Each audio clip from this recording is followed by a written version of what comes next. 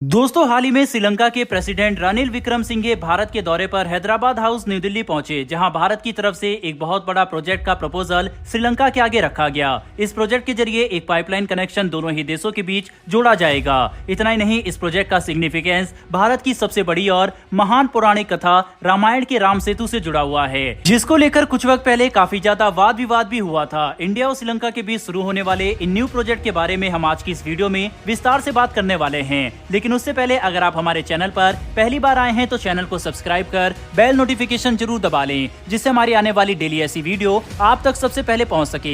दोस्तों, इस समय श्रीलंका भारत को अपना एक पक्का मित्र देश मानने लगा है, क्योंकि श्रीलंका जिस वक्त सबसे बड़े इकोनॉमिक क्राइसिस से गुजर रहा था, उस वक्त भारत ने श्रीलंका को $4 बिलियन की आर्थिक सहायता पहुंचाई थी। जब श्रीलंका के राष्ट्रपति भारत आए तो प्रेस कॉन्फ्रेंस के दौरान प्रधानमंत्री नरेंद्र मोदी ने इस बात का ऐलान किया कि दोनों ही देश रिन्यूएबल एनर्जी सेक्टर पर मिलकर काम करेंगे। एक लैंड ब्रिज इंडिया श्रीलंका के बीच बनाया जाएगा और साथ ही साथ एक ऑयल पाइपलाइन का डेवलपमेंट भी किया जाएगा, जिसको लेकर एक प्रॉपर स्टडी जल्द शुरू की जाएगी। साल 2015 में भारत के रोड ट्रांसपोर्ट और हाईवे मिनिस्टर नितिन गडकरी जी ने पहली बार इस ब्रिज हाईवे का प्रपोजल श्रीलंका सरकार के आगे पेश किया था। लेकिन उस वक्त श्रीलंका के अंदर चीन का दबदबा इतना ज्यादा था कि एक बारी में ही लक्ष्मण किरेला ने इस प्रपोजल को रिजेक्ट कर दिया, जो उस वक्त श्रीलंका के ट्रांसपोर्ट और हाईवे मिनिस्टर थे। अभी अनऑफिशियल तरीके से दोनों ही देशों के बीच में एक पार्क स्ट्रेट ब्रिज काम कर रहा है, लेकिन जब ऑफिशियल तौर पर ये ब्रिज बन जाएगा तो इससे दोनों ही देशों की इकोनॉमिक डेवलपमेंट, ट्रेडिंग और इन्वेस्टमेंट के जरिए काफी ज्यादा बूस्ट होगी।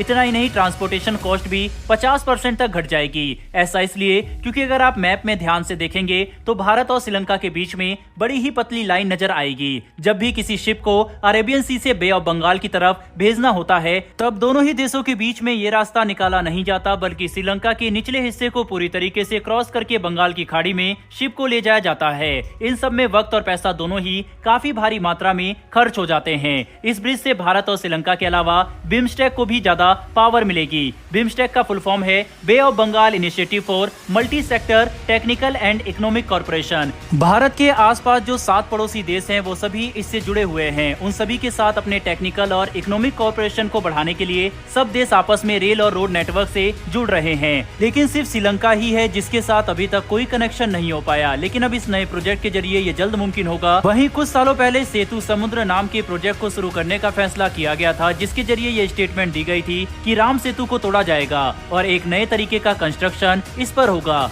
जिसे लेकर काफी बड़ा विवाद भी छिड़ा था। लेकिन अब सरकार राम सेतु के सिग्निफिकेंस को समझते हुए नए तरीके से इस ब्रिज और पाइपलाइन प्रोजेक्ट को शुरू करने का फैसला कर चुकी है। वहीं इसके अलावा श्रीलंका सरकार ने अब भारतीय रुपए को ऑफिशियली एक इंटरनेशनल करेंसी के तौर पर स्वीकार कर लिया। इससे फायदा ये होगा कि जब कल को भारत का टूरिस्ट श्रीलंका जाएगा तो वहाँ पर इंडियन रुपी में आराम से पेमेंट एक्सेप्ट की जाएगी। पिछले कुछ वक्त से श्रीलंका इकोनॉमी लगातार नीचे की तरफ गिर रही है। ऐसे में भारत के 1 रुपए की कीमत वहाँ पर 4 श्रीलंकन रुपीज है। वहीं से ज्यादा भारतीय करेंसी श्रीलंका के हाथों में आएगी और वो आसानी से भारत के साथ और भी ज्यादा ट्रेड कर सकते हैं। इससे दोनों ही देशों का फायदा है, लेकिन भारत का बेनिफिट इससे काफी ज्यादा होगा।